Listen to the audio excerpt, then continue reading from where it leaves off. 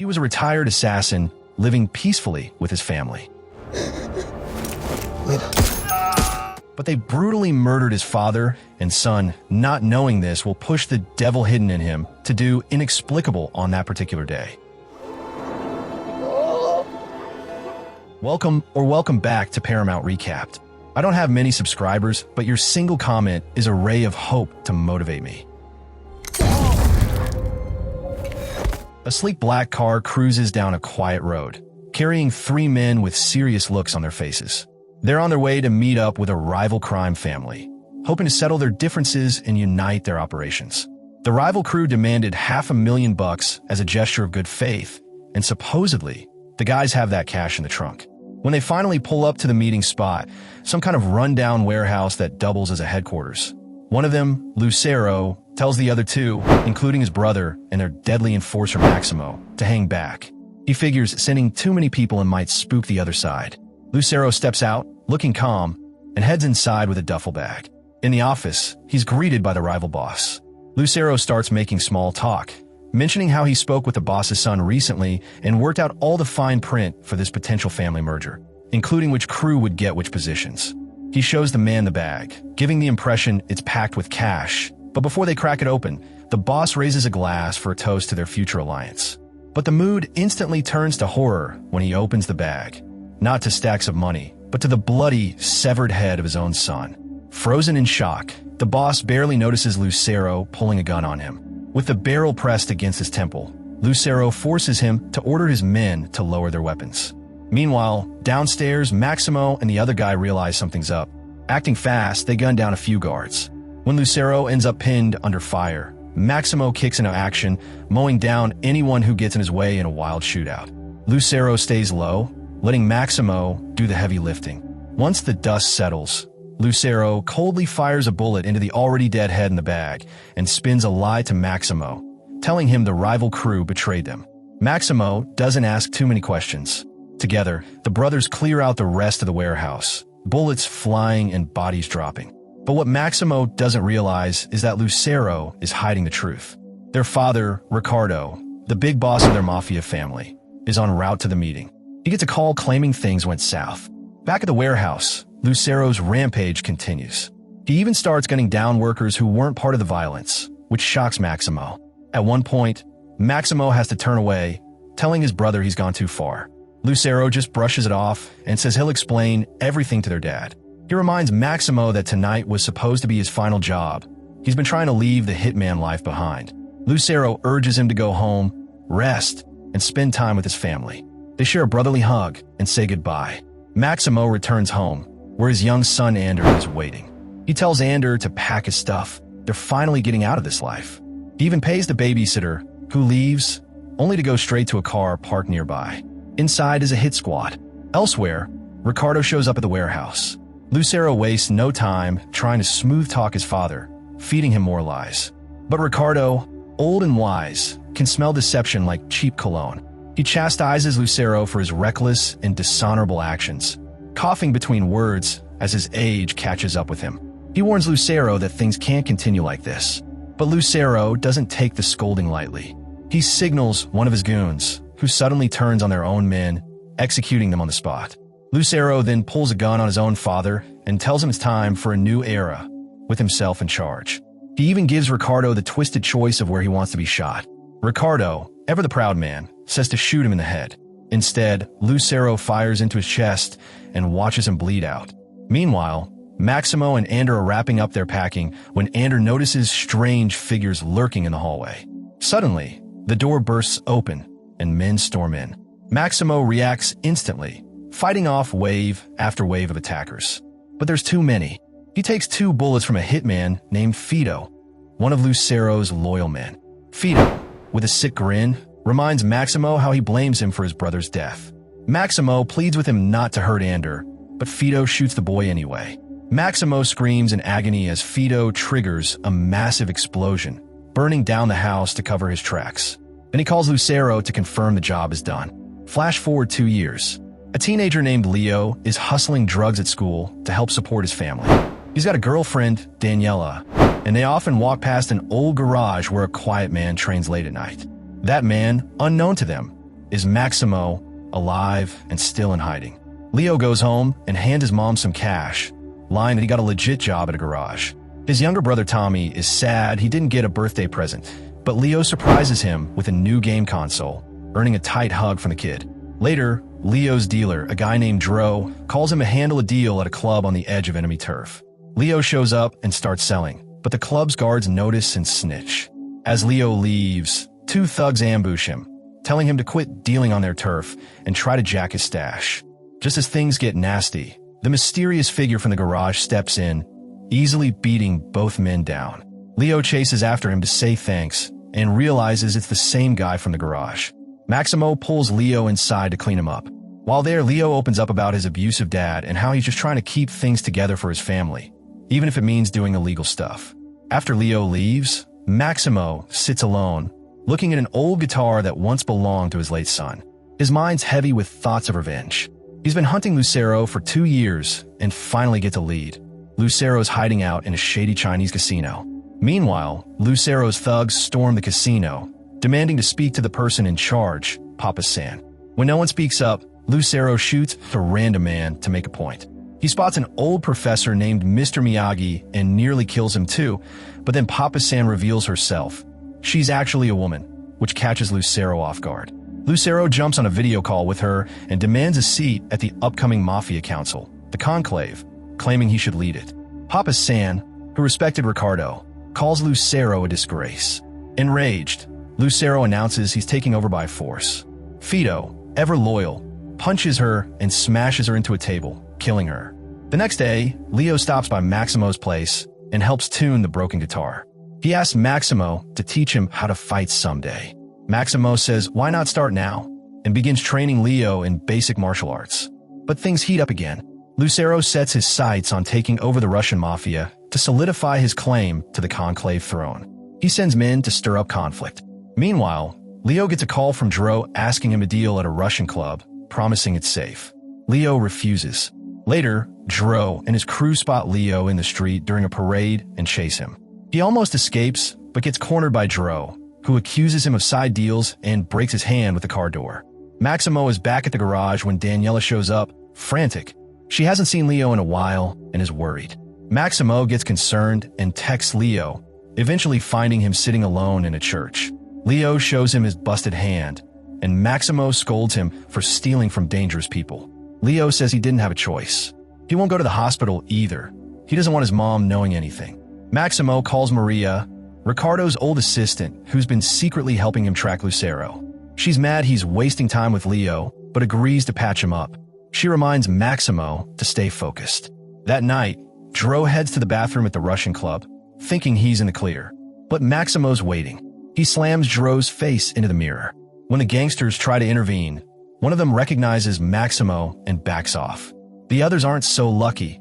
Maximo beats them down. With Dro pinned, Maximo demands to know who he's really working for. Maximo's still in the thick of it, brawling like a man possessed as more of the enemy try to swarm him. They come at him again and again, but he just won't stay down. Eventually, Dro can't take the heat anymore and finally cracks. He gives up a name, Requa, and spills where to find him. Maximo finishes off the remaining guys with his usual brutal efficiency, and just to add some flair, he grabs Dro's hand and crushes it in a door before walking off. Next stop, Maria. He swings by her place, and they jump into a sparring session. She's pissed, though, not just play fighting mad, but genuinely frustrated. She lays into him for risking everything they've built over the past 2 years for some kid. But Maximo defends himself, saying Leo's just a teenager caught in a rough life, and he can't stand by while the kid gets hurt. Eventually, Maria calms down a bit and shares some good news. She's found out where and when the next big Mafia meeting, the Conclave, is happening. Lucero's going to be there, and it might be their only real shot to take him down before he becomes untouchable. They keep sparring as Maximo brings up Requa, and Maria says she'll look into him. Elsewhere, Finito pays a visit to the now thoroughly beaten Dro, who's looking rough. Finito thinks it was the Russians who beat him to a pulp, but Dro spills the truth. It was some older guy, serious skills, who defended Leo like he was his own kid. One of Dro's men even ran away at the sight of him. As Dro thinks back, the name finally clicks in his memory, and Finito's whole vibe shifts. No more laughing. He gets deadly serious.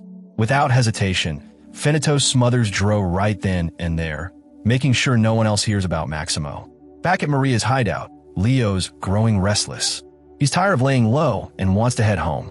Maximo tags along, not really trusting the situation, and it's a good thing he does. When they get near Leo's building, Maximo spots a guy hanging around outside, looking suspicious. Maximo wastes no time, kills the guy quick and clean, then follows Leo upstairs. Leo walks in first and immediately finds his brother's lifeless body on the floor. It's a horrific scene. Finito and his crew show up not long after, surrounding him. Leo's frozen with grief and rage. Suddenly, Maximo crashes through the door like a storm and starts taking down enemies left and right. But Finito manages to get the drop on him during the chaos, stabbing Maximo in the stomach. Leo, furious, pulls out a gun and aims at Finito. Maximo, bleeding but still thinking straight, tries to stop him. He doesn't want Leo to lose himself in revenge. But when Leo sees his mother's body too, something inside him snaps. He unloads his weapon in a fury, but Finito escapes in the chaos. Maximo takes the gun and tries to calm Leo down. Later, Maria patches Maximo up again, fuming when she finds out Finito saw Maximo's face. She's worried the whole plan is now compromised. Leo, crushed by grief, lashes out, thinking no one around him can understand the pain he's in. That's when Maria drops the truth. She and Maximo both lost their own family to Lucero too.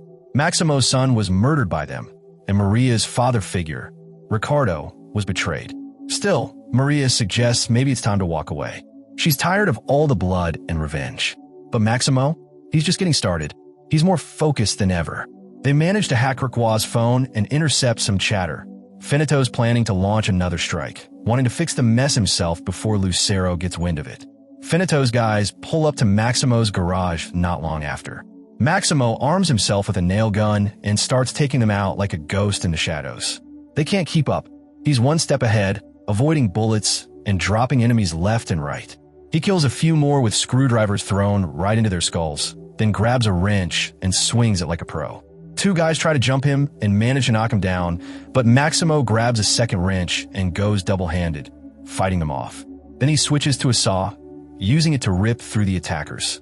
The fight spills into a parked car, where Maximo gets choked with a chain. Thinking fast, he slams the car into drive, launching the guy through the windshield.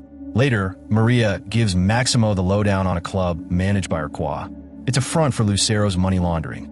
Maximo shows up at the back, fists ready. He fights his way in, releases a fog inside to confuse the guards, and makes his presence known. Arqua sends his men after Maximo, but it's a losing battle. Maximo slices through the opposition, then corners Riqua and tosses him down the stairs. Outside, he wipes out the crew loading up Lucero's dirty cash, leaving one guy alive to stuff all the money into a trailer. Meanwhile, Lucero's right-hand man Rafa meets up with a woman named Nisa. She delivers a chilling message. Maximo left behind a phone and says Lucero has 24 hours to come face him or he loses everything, including his money. Maximo, wounded but determined, returns to the hideout, and Maria pulls the bullet out of him. Lucero, back in the country after hearing about the stolen millions, wants answers. He interrogates Arqua, who's being held hostage at the base. Arqua swears he didn't say anything and even offers to cut out his own tongue to prove his loyalty. Lucero, cold as ever, loses patience and kills him instead. Then he takes the phone Maximo left behind and storms off. That night, Leo sneaks out while Maria sleeps, gun in hand. He finds two guys dragging Arqua's corpse and holds him at gunpoint, demanding to know where Finito is. Suddenly, Finito ambushes him and beats him to a pulp, screaming from Maximo's location. Just then, Lucero's new top guy, Chill, shows up and overhears Leo warning them that Maximo's coming for them all. Chill decides Lucero needs to know. Finito moves to finish off Leo, but Maria arrives in the nick of time. She speeds in, crashes into Finito, and grabs Leo, getting him into the car. What they don't notice is one of the gangsters is following them back to the hideout. Lucero and Finito talk about Maximo still being alive. Lucero's furious, but Finito promises to clean up the mess. Chill, meanwhile, locates Maximo's safe house and breaks in. He and Maximo face off, both ready, both tired of the games. Chill was once loyal to Ricardo and even thought Maximo should have taken over the family. Out of respect, they lower their weapons, then go at it hand to hand. Chill's quick and lands some nasty kicks, knocking Maximo around. Injured and bleeding, Maximo's losing ground. Chill smashes him through glass windows and corners him.